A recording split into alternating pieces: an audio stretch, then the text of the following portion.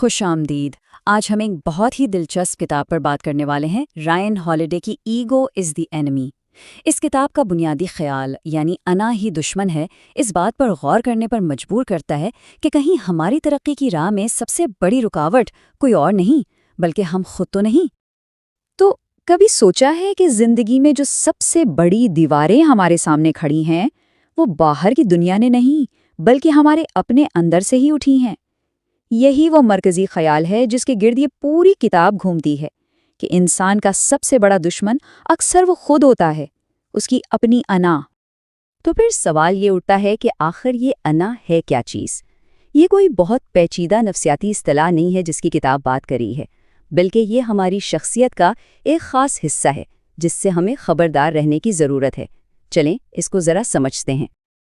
اچھا، یہاں ایک بات سمجھنا بہت ضروری ہے۔ جب کتاب انا کی بات کرتی ہے تو اس کا مطلب بہت سادہ ہے، اپنی اہمیت کے بارے میں ایک غلط اور غیر صحت مندانہ یقین۔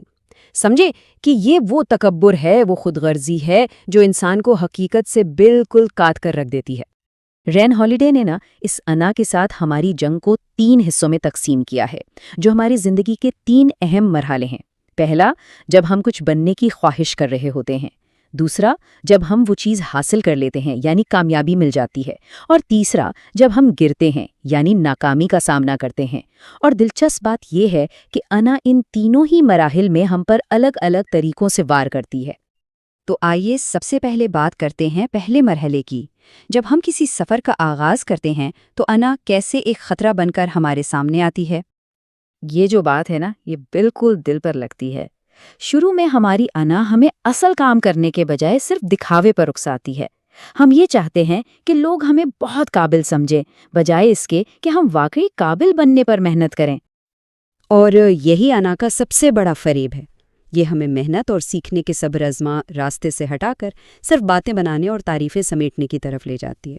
اور اس کا نتیجہ کیا نکلتا ہے؟ ہم اوپر سے تو بہت کچھ لگتے ہیں لیکن اندر سے کھوکھلے رہ جاتے ہیں۔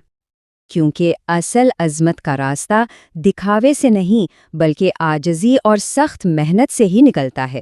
انا ہمیں اس مشقت والے کام سے دور بھگاتی ہے، حالانکہ کامیابی کی بنیاد ہی یہی ہے۔ اچھا، فرض کریں کوئی محنت کر کے کامیاب ہو بھی جاتا ہے تو کیا انا کا خطرہ ٹل گیا؟ نہیں، بلکہ اب یہ پہلے سے بھی زیادہ خطرناک ہو جاتا ہے۔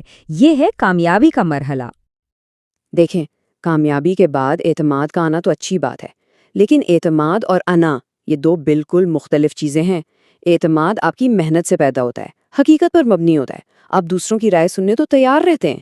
لیکن انا تو ایک جھوٹا بھرم ہے، یہ وہم پر قائم ہوتی ہے اور کسی کی بات سننے کو تیار ہی نہیں ہوتی۔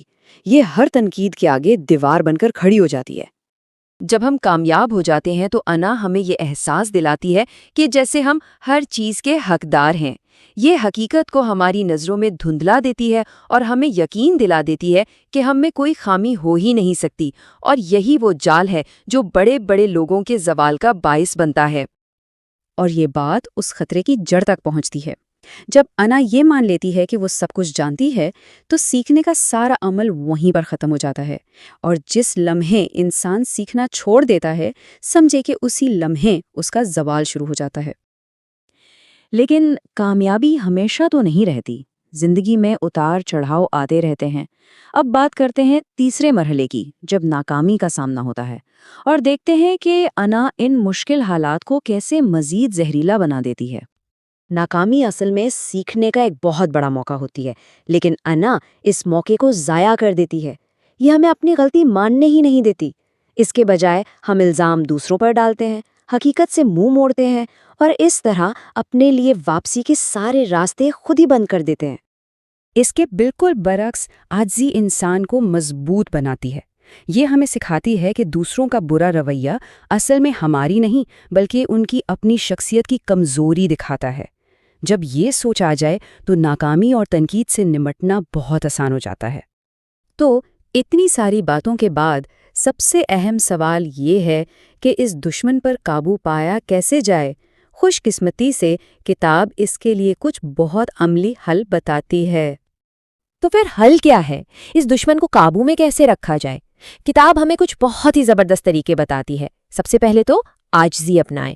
ہمیشہ سیکھنے کے لیے تیار رہیں، ایک طالب علم کی طرح۔ اپنی توجہ کام پر رکھیں، اس بات پر نہیں کہ لوگ کیا کہیں گے۔